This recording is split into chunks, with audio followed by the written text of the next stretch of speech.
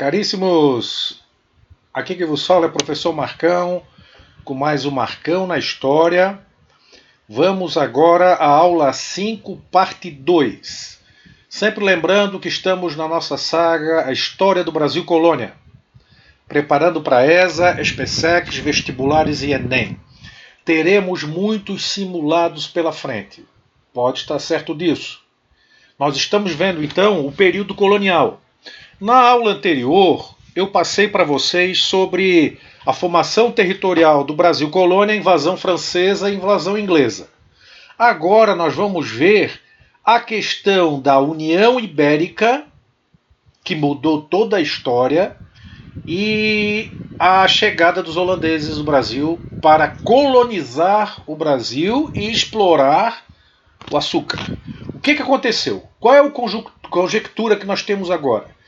Nós tínhamos o seguinte: produção de açúcar no Brasil, o Brasil virou um canavial, o açúcar era financiado pelos holandeses, judeus holandeses, era feita a produção do açúcar no Brasil, esse açúcar era entregue aos holandeses, os navios holandeses vinham buscar, levavam para a Europa, refinavam o açúcar e revendiam.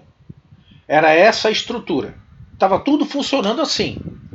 Por que os holandeses? Porque o Portugal, para variar, não tinha um tostão furado. É um país falido. O rei não tinha dinheiro para organizar a produção do açúcar. E então os holandeses financiaram, fizeram um acordo. Olha, eu te dou o dinheiro, você faz a produção, bota os engenhos para funcionar, produz o açúcar, nós pegamos, levamos para a Europa. Na organização desse processo, 65% do lucro ficava para a Holanda, 30% para o governo português e 5% para o senhor de engenho. Era assim que estava funcionando. E estava uma beleza. Todo mundo tranquilo, produzindo, trabalho escravo africano, explorando a mão de obra africana. Muitos não tinham condições de ter escravos africanos, ainda escravizavam os indígenas, apesar de ser numa pequena proporção, mas ainda existia. E esse era o processo que estava se encaminhando. Tranquilo. Até que nós chegamos na União Ibérica, 1580. Esse ano aqui foi fatídico tanto para os colonos quanto para os holandeses. O que aconteceu? União Ibérica, Península Ibérica. A Península Ibérica é composta por dois países: Portugal e Espanha. Botei as bandeirinhas aqui. Tem uma equaçãozinha aqui para vocês. Ó. Eu gosto de fazer esse resuminho com equação para facilitar o entendimento e memorização. Então, olha só. Portugal e Espanha, eles irão se unificar. 1580, 1640. Foi um bom tempo. E, inclusive, tendo uma bandeira da União Ibérica. Uma bandeira portuguesa e espanhola aqui, né, no meio a meio. O que aconteceu? Aí o que tem a ver isso com os holandeses? Porque tem tudo a ver com os holandeses. Nós vamos ver direitinho o que estava acontecendo. Olha só. A unificação de Portugal e Espanha está ligada à vinda dos holandeses para o Brasil. Bom, mas o que tem a ver os holandeses? O que tem a ver a vinda dos holandeses para o Brasil com a União Ibérica? O que está acontecendo? Olha só. Portugal e Espanha. Objetivo da Espanha: unificar a Península Ibérica, incorporando Portugal, fazendo um único território. Temos aqui a bandeira da União Ibérica. Não tem União Europeia hoje? Aqui é a União Ibérica, na Península Ibérica. Bom, o que aconteceu? Vocês sabem que os nobres, eles fazem casamentos entre si. E são casamentos arranjados. Então, sempre tem a questão de família. E olha só. Sucessão monárquica, 1578. Dom Sebastião, rei de Portugal, foi para as cruzadas e morreu. Sumiu, cara. Evaporou. Contra os mouros, os muçulmanos. Não acharam mais o corpo do cara. Desapareceu nas cruzadas. Aí existe até a teoria da conspiração, né? Não deixou herdeiros, não tinha filhos. assumiu o tio-avô dele, de Dom Sebastião, o cardeal Dom Henrique, que era da igreja, e não tinha filhos, então não tinha herdeiros. Ele morreu em 1580. Ele era idoso. Membro da Igreja Católica, não deixou herdeiros. E aí que vem o porém. Nessa composição dessa árvore genealógica, adivinha quem que aparece como herdeiro? Rei da Espanha, Filipe II. Direito à sucessão. Ele era o neto de Dom Manuel, que foi rei de Portugal. Então ele era o parente mais próximo de um rei português. Ele então invadiu Portugal e declarou o seguinte: olha, eu sou herdeiro. E naquela época eles levavam muito a sério essa questão de ser o herdeiro ao trono, da árvore genealógica do cara. Então os portugueses ficaram submetidos ao domínio dos espanhóis por 60 anos, Filipe II. Filipe II disse o seguinte: Portugal, o herdei, o comprei e o conquistei. Essa era a frase dele. Então está aqui a figurinha. Filipe II, rei da Espanha, tornou-se rei de Portugal. E ocorreu então a União Ibérica.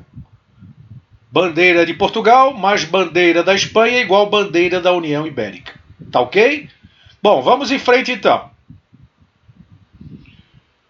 Filipe II torna-se rei de Portugal, rei da Espanha, e agora que entra a Holanda. Qual é a parada da Holanda? A Holanda estava lutando pela sua independência. Contra quem? Adivinhe? A Espanha. Portugal fazia negócios com a Holanda. Quando ocorre a União Ibérica, o que Filipe II faz? Eles, na verdade, não aceitaram fazer qualquer tipo de negociação com os holandeses. Acabou a brincadeira entre Portugal e Holanda em relação ao Brasil para a produção de açúcar. Perceberam? Olha o problema. Bloqueio econômico. Rei Filipe II impôs o bloqueio a toda a atividade comercial com os holandeses. Então, simplesmente, o Brasil não podia mais fazer negócio com a Holanda, por ordem do rei da Espanha, Filipe II, graças à União Ibérica. Nesse momento, o que nós vamos ver? Os holandeses perderam um grande negócio e os colonos daqui ficaram apavorados, porque o que eles produziam, porque o litoral do Nordeste era um grande canavial. O negócio era vender açúcar, peso em ouro, e acabou, zerou, proibiu. Para terem noção, eu fiz questão de colocar aqui, ó, ameaça de fome na colônia. Fome, parou tudo. Os engenhos ficaram destroçados, parados. Então aqui, ó, holandeses, chamados de flamengos, porque vêm da região de Flandres, né? Igual investimento, igual transporte, igual refino, igual distribuição. Aqui tá tudo bem. Veio a União Ibérica, mais bloqueio econômico de Filipe II, que tornou-se rei de Portugal e Espanha. Crise econômica e fome no Brasil. Então, todo mundo foi pro buraco. Os holandeses perderam o negócio e os colonos aqui, os senhores de engenho, também entraram na crise financeira. Nesse meio tempo, então, houve essa confusão toda e os holandeses disseram o seguinte: olha, como nós não reconhecemos o Tratado de Tordesilhas, vamos invadir o Brasil. Eles vão tentar primeiro na Bahia e depois em Pernambuco. Lembrando-se sempre, o objetivo é a produção de açúcar. O açúcar, ganhar grana. Lembra que eu comentei com vocês sobre as grandes navegações? Qual era o objetivo das grandes navegações? Era atingir o Oriente para obter especiarias e artigos de luxo que davam muito lucro. É a questão econômica movimentando a história. As pessoas tomando atitudes exatamente pela questão econômica. Então olha só, os holandeses estavam envolvidos diretamente na economia canavieira. Eu falei para vocês, estou repetindo aqui, ó. financiamento, montagem dos engenhos, transporte, refino, distribuição no mercado europeu. Então eles têm tudo a ver com a produção de açúcar. E agora está proibido, o Filipe II proibiu, porque ele estava em guerra com a Holanda. A Holanda lutava pela independência, a Holanda era dominada pelos espanhóis, perceberam? Eles vão conseguir independência. Então a União Ibérica, Filipe II torna-se rei de Portugal, estava em guerra com a Holanda, começa então o conflito. E a situação de crise econômica na colônia. Crise econômica também para os holandeses, né? Porque aí perderam um grande negócio. E a fome. Então vamos invadir. Invadir o Brasil. Eles já não reconheciam o Tratado de Tordesilhas. Então eles resolveram invadir. E o Brasil estava legado ao segundo plano. Os espanhóis não tinham nenhum apreço pelo Brasil, pelo território. Não tem essa conotação de nação, mas pelo território. Estão muito preocupados lá com a América Central, prata, ouro, lá do Caribe, aquela região. Então olha só, comerciantes holandeses queriam voltar a produzir o açúcar. E a meta dos holandeses era ocupar o Brasil. Então eles decidiram, nós vamos ocupar o Brasil para produzir açúcar. É isso que eu quero deixar bem claro para vocês. Não existia preocupação, porque nós vamos lá ajudar os colonos, nada disso, o negócio é o açúcar. 1602, eles criaram uma empresa, criação da Companhia das Índias Orientais. O que essa empresa vai resolver? É uma empresa holandesa. As questões lá do Oriente. Especiarias, artigos de luxo, negócio com o Oriente. E aí resolveram também criar a Companhia das Índias Ocidentais. Quando eles criaram a Companhia das Índias Orientais, nessa época da União Ibérica, eles tomaram várias colônias portuguesas no Oriente, os holandeses, desafiando os espanhóis. Mas, como eu falei, os espanhóis não tinham interesse. Eles deixaram Portugal jogada a um segundo plano. Criação da Companhia das Índias Ocidentais. Então criaram duas companhias, uma em 602, uma empresa, né, com as questões orientais, e uma em 621, com a criação da Companhia Ocidentais. A Companhia das Índias Ocidentais. Criação da Companhia das Índias Orientais e Companhia das Índias Ocidentais. A nossa questão aqui é a Companhia das Índias Ocidentais.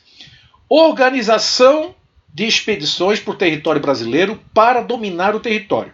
Objetivo: recuperar o controle do precioso comércio do açúcar. Aquilo que eu falei para vocês. O açúcar tem um alto valor no mercado europeu. Por isso que está se mobilizando desse jeito. Primeira invasão deles, invasão da Bahia, Salvador, 1624, 1625. Aqui aparece a invasão, aqui os padres em volta. Eu quero lembrá-los que os portugueses eles eram protestantes. Eles não eram católicos. Naquela época o protestantismo lá do Lutero, Calvino, Zwinglio, Hus, essa turma toda lá estava espalhando pela Europa. E a Igreja Católica estava defendendo o catolicismo a todo jeito. Que o protestantismo é uma religião cristã que não é católica. Porque antes o monopólio do cristianismo era católico. Então, invasão de Salvador, atacaram, dominaram, 26 navios, 500 canhões, fizeram um manifesto público dizendo o seguinte: olha, nós não queremos prejudicar ninguém, fica todo mundo como está. Questão religiosa não nos interessa. Eles eram protestantes calvinistas. Podem ficar uma boa. O que nós queremos? Açúcar. Mas tinha um bispo católico, Dom Marcos Teixeira. Aqui, estão vendo aqui, ó, o holandês aqui, está aqui o padre de joelho, o pessoal está todo aqui, a igreja, né? A chegada dos holandeses comemorando e os padres apavorados. O que aconteceu? O bispo católico Dom Marcos Teixeira organizou seus engenhos, escravos e índios e lutaram contra o invasor holandês. E, a partir daí, travou-se uma guerra interna lá na Bahia e eles conseguiram expulsar os holandeses em 1625. Teve o apoio do exército português, que mandou 6 navios. Olha só a data aqui, ó, 1624, 1625. Eles são expulsos então e o negócio não deu certo. Tem um mapinha aqui muito bom para a gente entender bem isso. Então temos aqui o Brasil do Tratado de Tordesilhas, Salvador, a primeira invasão holandesa. Aqui, ó, 1624, 1625. Foram expulsos. 1630, então, 6 anos depois, vem uma outra invasão. Agora essa vai até 1654. Por que invadir? Por que invadir? Porque eles querem o açúcar. E aqui era a região que produzia açúcar. Bom, olha só. Invasão e ocupação holandesa em Pernambuco. A chamada Nova Holanda. 1630 a 1654. Os holandeses conquistaram Pernambuco, Olinda e Recife, com a empresa Companhia das Índias Ocidentais, aquilo que eu já tinha falado anteriormente para vocês. O que nós vamos entender?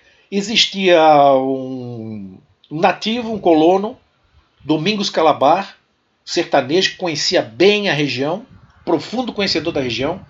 Ele ajudou os holandeses. E com isso, o litoral de Sergipe e Maranhão também ficou sob controle holandês. A Companhia das Índias Ocidentais tomou a região e o resultado é aumentar a produção de açúcar e passou a administrar essa região. Objetivos coloniais. Mandaram para cá o conde João Maurício de Nassau, 1637 e 1644. Realizações. Então nós temos aqui Maurício de Nassau. Ele reativou a agromanufatura açucareira, produção de açúcar, que é isso que eles queriam. Emprestou dinheiro dos bancos holandeses para os colonos para poderem montar os engenhos. Eu já contei para vocês isso, os engenhos vinham desmontados da Europa, porque aí tinha toda uma coisa para reorganizar tudo. Eles tinham que reorganizar, que ficou tudo parado. Então ele emprestou dinheiro. Só que eu quero falar para vocês o seguinte: eles são comerciantes judeus, holandeses judeus. Eles não estão aí para caridade. Esse negócio de crédito aqui vai dar problema lá na frente. Qual é o problema que vocês acham que vai dar? Eles vão cobrar, obviamente. Liberdade religiosa. Olha, nós somos protestantes, mas vocês podem ter a religião que vocês quiserem. Eu não quero saber de nada. Eu quero fazer negócio. Para ter negócio não tem que ter nenhum tipo de preconceito. E é verdade, né? Fazer negócio não pode ter... separar quem é o quê. Senão você vai falir. Remodelou, urbanizou Recife e Olinda, organizou tudo. E a cidade de Recife ficou tão bonita que chegou a ser chamada Cidade Maurícia. Depois eu vou mostrar para vocês um pouquinho mais à frente. Maurício de Nassau, o militar visionário. Características: bom relacionamento com os produtores de açúcar. Claro, é o interesse dele, né? Senhores de engenho, bom relacionamento. Os empréstimos para renovar os engenhos e para comprar escravos, usando escravos africanos. Tolerância religiosa, que eu falei para vocês. Tem a religião que quiser. Criou as câmaras dos escabinos. Os escabinos eram membros eleitos com função legislativa e executiva. Quer dizer, eles eram uma espécie de prefeito e vereadores hoje.